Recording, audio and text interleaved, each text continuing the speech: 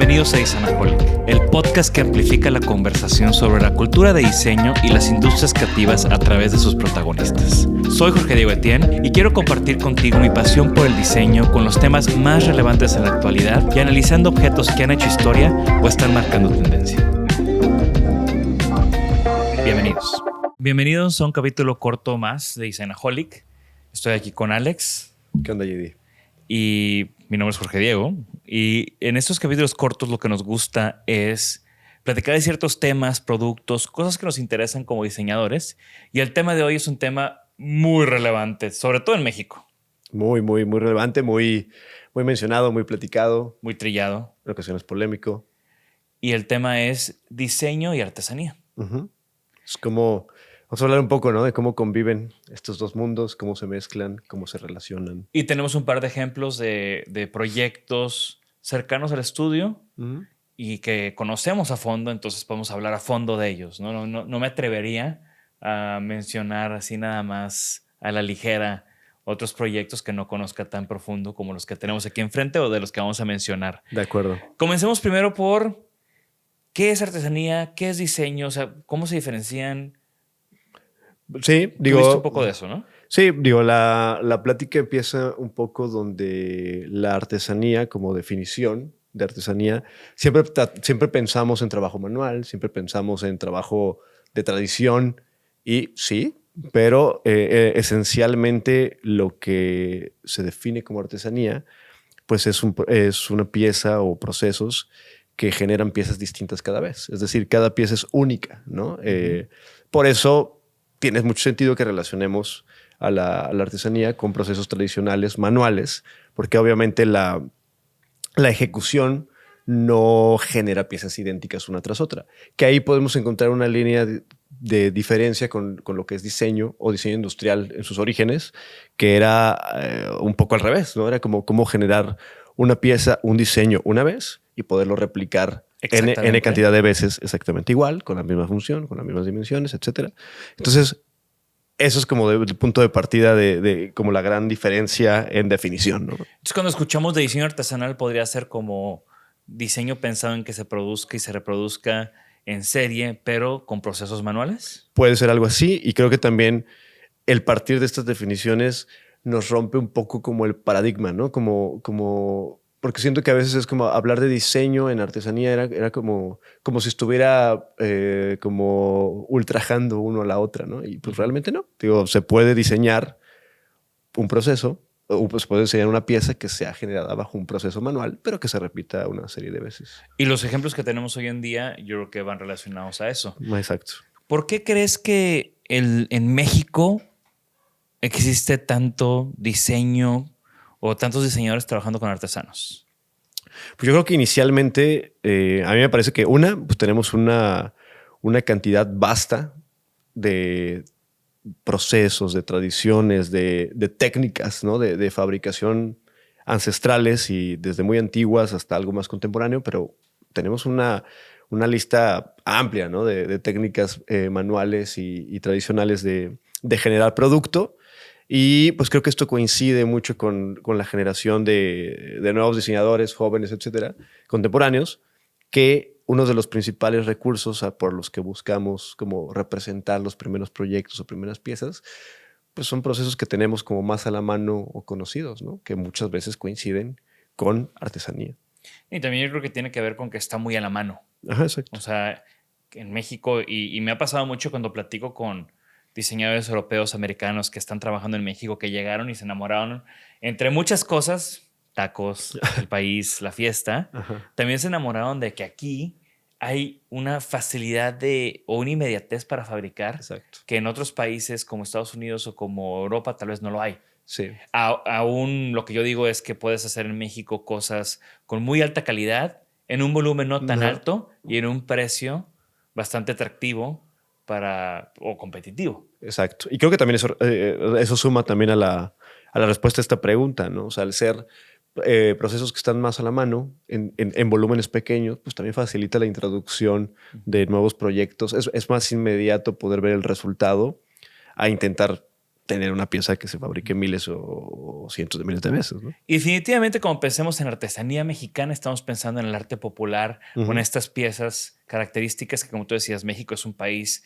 con una gran variedad, con muchísimas culturas coexistiendo, muchísima tradición y pues también eso se representa en la variedad de artesanías. Me acuerdo que hace no mucho, de hecho, cuando estaba la exposición de Colectivo 1050, que es de las piezas que vamos a platicar hoy en día, estaba en el Museo de Historia Mexicana y del otro lado está el Museo del Noreste y al mismo tiempo había una exposición de artesanía mexicana de todos lados del país. Okay. Y era, pues, era bastante impresionante ver la gran variedad de técnicas, de materiales, de procesos y cómo la cerámica que se hace o las cosas que se hacen en Oaxaca que tienen que ver con cerámica, alfarería, es muy diferente a lo que encuentras en otra parte del país, ¿no? Y así va variando bastante.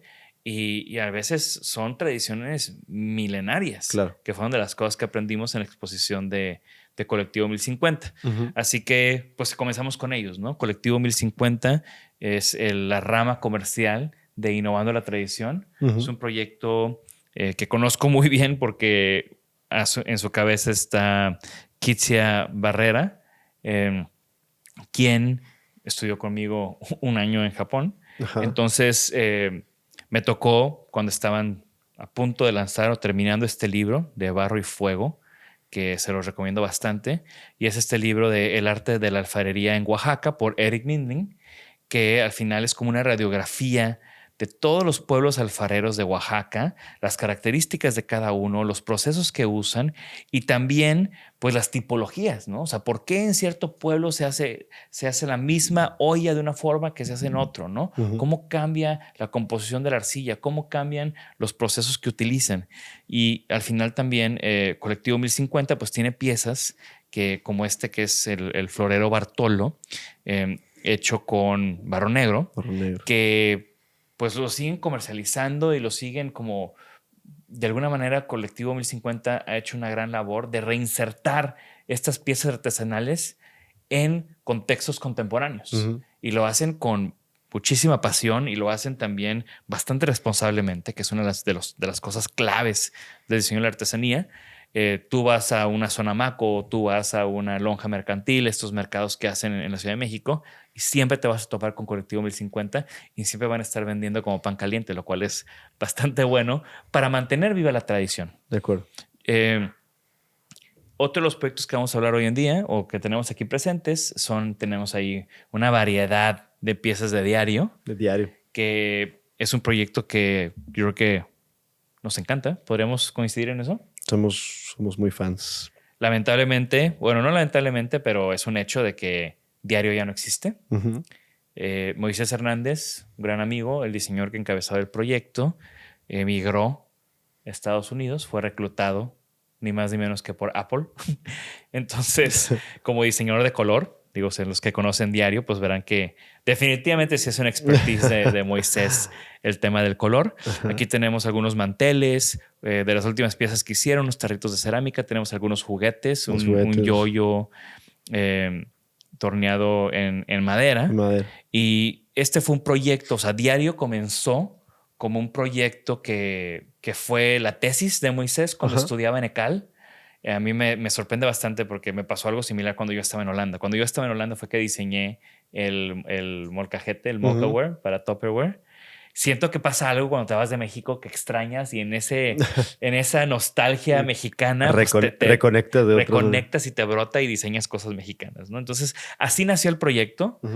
Moisés empezó a buscar estos objetos del diario y en talleres que ya los producían para, de alguna manera, hacer como un pequeño gesto, una pequeña edición. Edición no en cuanto a volumen, sino en editar el diseño original con esos colores. Entonces es una cosa como suizo-mexa, bastante interesante. Y así fue como comenzó Diario. Ha de haber sido 2014, 2015, por ahí, no estoy seguro. Y bueno, tuvo muchísimo éxito.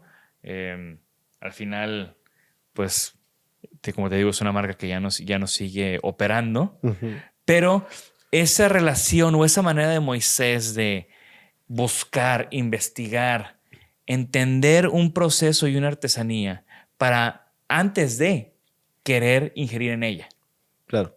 Entonces, todas estas piezas son verdaderas colaboraciones que parten de cómo entiendo lo que tú ya haces y sumo en lugar de cómo te tomo como mano de obra. Claro.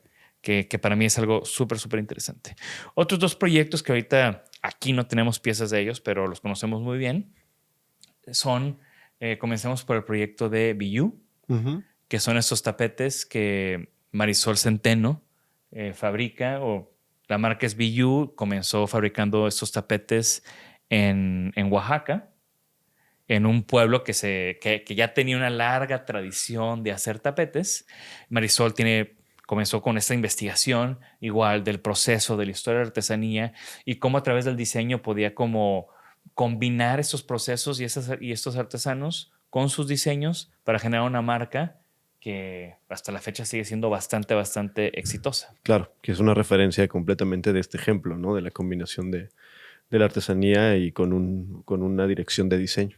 Sí, y de una manera responsable. O sea, Marisol, me acuerdo que cuando Biyu cumplió, no me acuerdo cuántos años, sacaron como un reporte de todo lo que estaban haciendo, porque no es nada más colaboro responsablemente, es también cómo puedo ayudar en temas de sustentabilidad, en temas de sociales. Es lo que te iba a preguntar. Mencionaste ya un par de veces que sea esta como colaboración o este trabajo responsable. ¿Cómo definirías tú el trabajo responsable de un diseñador, de un equipo de diseño interviniendo y colaborando con artesanos? Yo creo que debe ser un win-win para empezar. Uh-huh. O sea, debemos de verlos más como socios Ajá. que como proveedores. Que como herramienta, ¿no? Exacto. Y también entender su contexto, entender de dónde vienen y hacia dónde quieren ir. Porque luego nosotros tenemos una mentalidad muy diferente. Creo que nos ha pasado en algunos proyectos. Sí. Donde te emocionas porque ya tienes un pedido enorme y llegas con el artesano y el artesano no quiere acelerar su ritmo de vida. Ajá. En algunos casos, ¿no? Es difícil generalizar y la verdad es que Sí, es un tema complicado, pero los contextos son muy diferentes, los estilos de vida son muy diferentes. Entonces es como entender verdaderamente cómo el artesano vive y cómo le puedes aportar valor a él. Sí, creo que, o sea, lo defines bien como este win-win porque debe existir el conocimiento del contexto, pero una negociación, ¿no? Y me refiero no a una negociación solamente de dinero, sino una negociación de los términos y de la manera de llevar la colaboración. Creo que ahí es donde se difumina un poco cuando llega un agente externo a los artesanos y quiere imponer, ¿no? Que creo que eso es donde más se nota un desfase de la misión de los proyectos, ¿no? Claro, y es entender también tú a dónde quieres llevar tu marca. Por ejemplo, Marisol, por más de que se fabrique en un pueblo de Oaxaca, donde ha capacitado gente, donde ha creado como esta economía o se ha sumado a preservar esta artesanía, pues al final entendió que las fibras son muy importantes y la calidad de las fibras en México pues no tenía la calidad que ella quería. Entonces ella importa las fibras y las tiñe y las trabajan. Sí, la mano de obra es finalmente mexicana. Exacto, ¿no? Y por ejemplo, el tema del teñido, pues también es todo un tema, ¿no? De cómo hacerlo responsablemente, tanto para el medio ambiente también como las personas que lo están haciendo. Claro. Porque en algunas formas puede llegar a ser pues, bastante tóxico y malo para el medio ambiente. De acuerdo. Y el cuarto ejemplo del que quiero platicar o que platiquemos hoy, cuando en el tema de artesanía y diseño, que seguro hay muchos muy buenos, pero estos cuatro son los que, como decíamos, ¿no? Los que tenemos más cercanos a nosotros y los que podemos hablar con mucha seguridad. El cuarto ejemplo es The Chair That Rocks. Es un proyecto de José Lao, curiosamente esposo de Marisol. Y bueno, José es originario de Veracruz y el pueblo de Tlacotalpan, él no es de Tlacotalpan, es de Poza Rica, pero el pueblo de Tlacotalpan tiene una larga tradición de mecedoras. Entonces, de nuevo, ¿no? José, cuando regresó de estudiar su maestría y vivir unos años en Eindhoven, en Holanda, comenzó a hacer estos talleres donde invitaba a diseñadores de todo el mundo y a mexicanos, obviamente, a tener como esa experiencia inmersiva en Tlacotalpan, entender el contexto, entender la tradición, entender los talleres y a rediseñar estas mecedoras jugando con este tema de cómo el diseño puede ser un catalizador para la artesanía.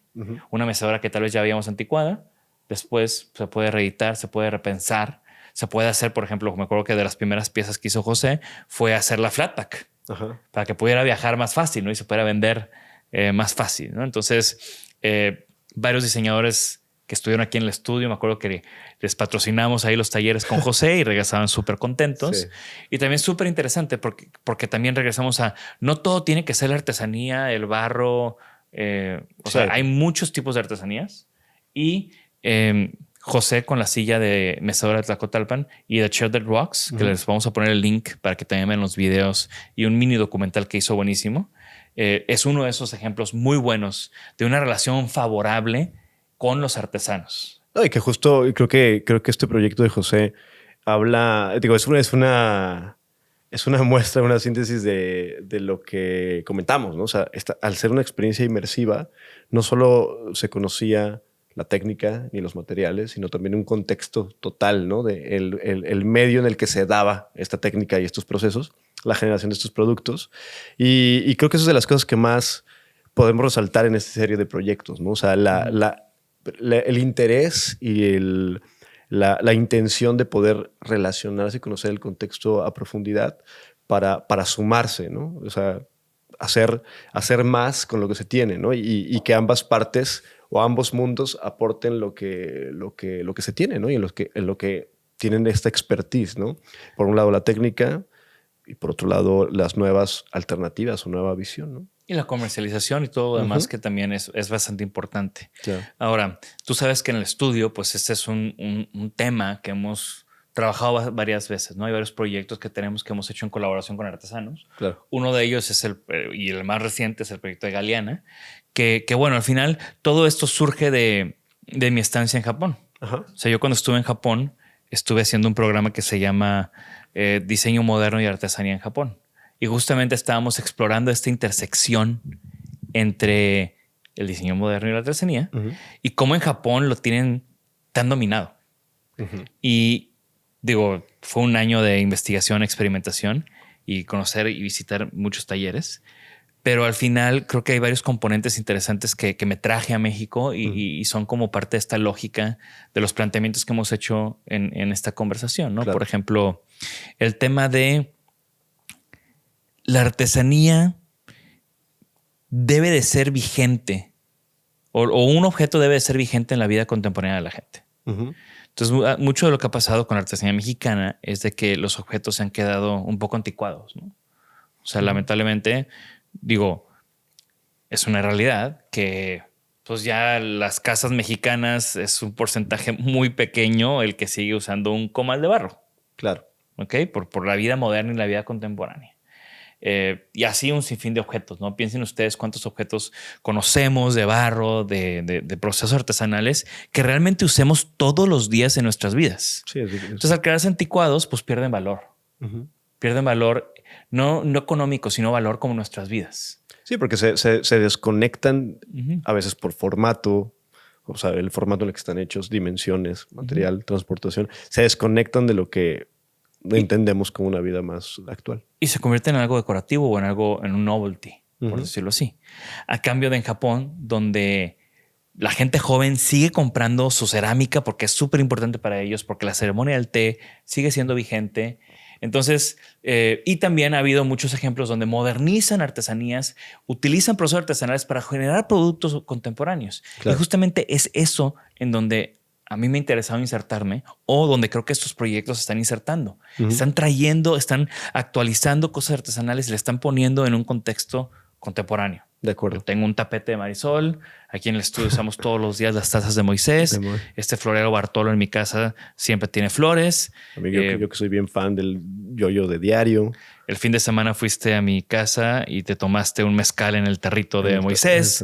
Y ni se digan los manteles, ¿no? Que también los uso casi todos los días. Entonces, es ese tipo de ejemplos de productos y proyectos que están manteniendo viva la artesanía en México y que yo los considero sumamente importantes. Sí. Y que también por eso el proyecto de Galeana, donde estamos trabajando, y les vamos a poner el link para que lo conozcan, los que no lo conocen, estamos trabajando con Alabastro de Galeana, Nuevo León, donde es una artesanía que se está perdiendo. Y se estaba perdiendo porque los artesanos y productores pues, no han podido generar un producto pues, un poco más actual. Sí, y el contexto social no es favorable. Económico no les ha favorecido tampoco. Entonces ahí es donde nosotros entramos como diseñadores queriendo generar o ser este catalizador para generar más valor o mayor valor a través del diseño a estos procesos artesanales, a esos artesanos y esos talleres, y también pues generando productos que puedan trascender inclusive a México, ¿no? Ya hemos vendido varias piezas de Galeana en fuera del país. Sí, a mí una de las cosas que me parece como más destacable de este tema es que creo que también nosotros siendo diseñadores de contemporáneos, el utilizar la artesanía para proyectar y plasmar ideas y nuevos productos, creo que el producto termina siendo un pretexto, ¿no? Para conocer. O la tipología. Ajá, la tipología termina siendo un pretexto para conocer y valorar mucho que hay detrás, ¿no? O sea, el valor de un producto, como sabemos, pues es relativo, ¿no? O sea, en la economía, el valor que tiene algo pues es relativo a quién lo desea, quién lo valora, quién lo necesita, ¿no? Y creo que el tema de la artesanía y el diseño insertado en la artesanía o trabajando en conjunto le da este significado, ¿no? Donde el producto no solo vale por lo que es y por lo que funciona, sino por lo que tiene de historia detrás y lo que puedes conocer a través de un producto, ¿no? O sea, nosotros hemos estos proyectos porque son muy cercanos y los conocemos a detalle, pero hemos llegado a conocer historias muy importantes a través de un producto, ¿no? O sea, el primer contacto es un producto y de ahí ha desembocado en conocer mucho del fondo de lo que sucede en cierta comunidad, en cierta región del país.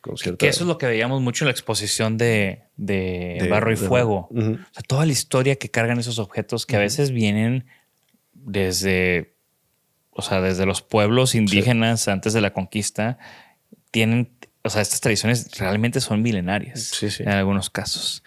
Así que bueno, creo que este capítulo corto no fue tan corto, pero es un tema muy vasto. Creo que cada uno de estos proyectos se merecen un capítulo corto. O bueno, pronto tendré a Marisol de seguro en el podcast, pronto tendré a José y en fin. Recuerden que esta es una conversación que queremos seguir en nuestro canal de YouTube y en nuestras redes sociales, así que dejen sus comentarios. ¿Qué proyectos de artesanía y diseño conocen? ¿Cuál es, en su opinión, una de las problemáticas del diseño de artesanía en México? El foro está abierto.